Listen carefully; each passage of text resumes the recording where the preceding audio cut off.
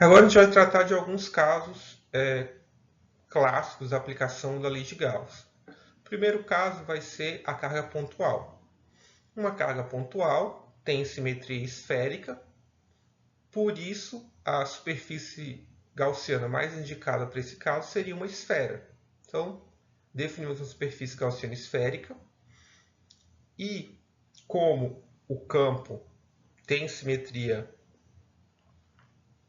esférica, se a superfície gaussiana é concêntrica à carga, a normal também é apontada na direção radial. Então, nós colocamos essa parte aqui. O campo está na direção radial e o vetor normal à superfície também está na direção radial. Como estamos tratando de uma superfície não em coordenadas esféricas, a gente não tem a derivada em R, somente a derivada em θ e φ. Essa parte aqui se refere ao elemento de área em coordenadas esféricas. E do lado direito da equação, a carga líquida dentro da superfície gaussiana é a própria carga Q, ou a própria carga da carga pontual. O campo elétrico sobre a superfície gaussiana, ou através da superfície gaussiana, para um R fixo, é constante, de modo que a gente pode tirar ele dentro da integral. E resolvendo essa integral dupla, a gente obtém esse termo que está no denominador, que é 4πr², que é a área de uma esfera. E quando a gente analisa essa equação, a gente vê que ela é exatamente o campo elétrico de uma carga pontual, onde a carga pontual está na origem. No caso, essa seria a única diferença do que a gente obteve antes. Agora a gente vai tratar do plano infinito. No caso do plano infinito, a gente já tem um caso diferente da esfera. Por quê?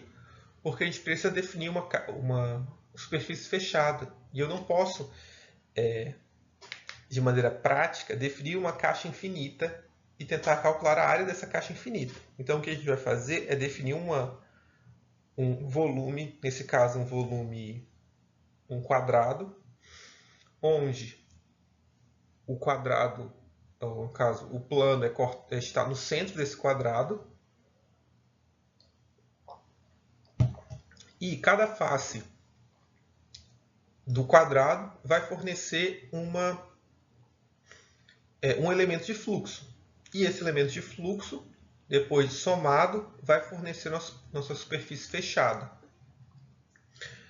A origem também vai ser colocada no centro da superfície gaussiana, onde o plano finito vai estar no plano XY. Aqui as faces da caixa são enumeradas de 1 a 6, sendo 5, 4 e 6 as faces opostas, não, as faces escondidas do cubo. Então, 1 é a parte da frente, 2 é a lateral visível e 3 é o topo visível.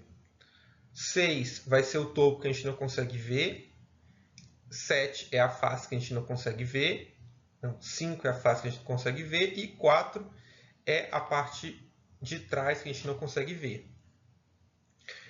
A partir disso, a gente vai ter 6 integrais de superfície. A primeira integral, a gente vai ter o campo elétrico do plano infinito, que é perpendicular ao plano infinito e aponta sempre na direção que se afasta do plano infinito. Nesse caso, a gente está considerando o plano infinito carregado positivamente. Então, o campo elétrico sempre se afasta do plano infinito. Então, a gente tem dois tipos de linhas de campo. As linhas de campo que apontam para K positivo e as linhas de campo que apontam para K negativo. Lembrando que elas vão ter o mesmo módulo. Então, a gente vai evidenciar isso colocando K e quando ela for negativa, explicitando o termo negativo. Então, a primeira superfície, a sua normal está na direção x, por isso que aqui tem um i. A superfície 2, a normal está na direção j, no caso a direção y. E a superfície 3, a normal, está na direção z. A superfície número 4, que seria essa de trás aqui, ela aponta na direção menos i, ou menos x. A superfície 5 aponta na direção menos j. E, finalmente, a superfície 6 aponta na direção menos k. Pela análise dos produtos vetoriais, a gente sabe que os termos, os fluxos através das superfícies 1, 2 vão ser zero. E na 4 e 5 também vão ser zero. Sobrando somente a superfície 3 e 6. Nessas superfícies, o campo vai ser constante em ambos os lados, para uma dada altura. Então, ele vai poder sair de dentro da integral e, além disso, como a gente está tratando de um quadrado, a área da face 3 é igual à área da face 6, de modo que eu posso somar as duas integrais. Como resultado disso, a gente tem que o fluxo elétrico vai ser igual a 2 vezes o módulo do campo vezes a área ao quadrado. A carga, nesse caso, a carga contida dentro da nossa superfície gaussiana vai ser chamada de Q. E eu vou dizer que essa representação é igual a Q sobre ε0. Rearranjando e isolando o campo elétrico, a gente vai obter essa expressão. Só que, como é um plano infinito, essa expressão aqui não é conveniente, porque a gente não tem uma carga Q finita. Se um plano é infinito, a carga, no caso, também seria infinita. Então, o que a gente faz é usar uma densidade. Como a gente está supondo que o plano é uniformemente carregado, a densidade também é uniforme em todo o plano. Então, a gente pode fazer essa substituição sem nenhum prejuízo no entendimento. E, finalmente, a gente obtém o campo elétrico de um plano infinito, mais especificamente o seu módulo. Então, o próximo exemplo vai ser o fio infinito. No caso do fio infinito, a gente vai colocar ele ao longo da direção z e vamos adotar a direção radial como sendo perpendicular ao fio. Adotaremos que o fio seja positivo, no caso a carga do fio é positiva, de modo que as linhas de campo estão saindo radialmente do fio. Dada a simetria cilíndrica do fio infinito, é conveniente que a gente determine também uma superfície, uma superfície cilíndrica. A superfície cilíndrica é composta por 3 áreas. Nós temos a área do topo, que é essa região, a área da base, que está nessa região, e a área lateral, que, como o nome indica, é a parte lateral do cilindro. Dada a normal em cada uma das áreas, a gente vê que o fluxo elétrico através da área da tampa e da área da base vai ser igual a zero, restando somente o fluxo elétrico através da lateral. O campo elétrico nessa superfície vai ser constante constante sobre toda a superfície, então só resta a gente resolver qual é a área dessa superfície lateral. No caso, a área é 2πρ, onde ρ é a distância entre o eixo y ou o fio infinito e o ponto onde eu estou calculando o campo, vezes uma altura. O fio é infinito, mas eu posso definir que eu peguei somente um pedacinho dele. No caso, esse pedacinho é determinado pelo esse ΔZ.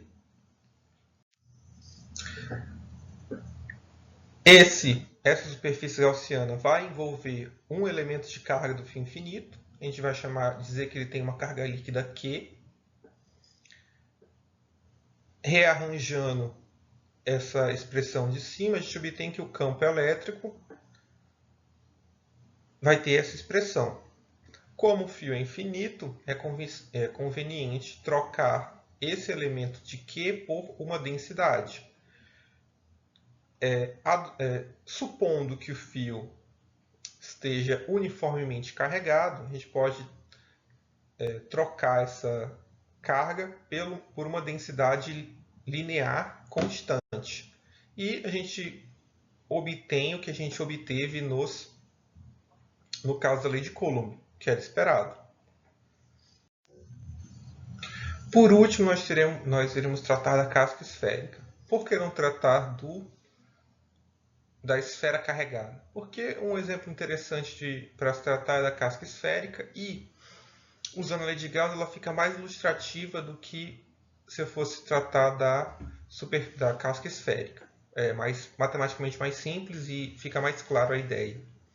Então, a gente vai definir duas superfícies gaussianas, uma interna e outra externa à casca esférica.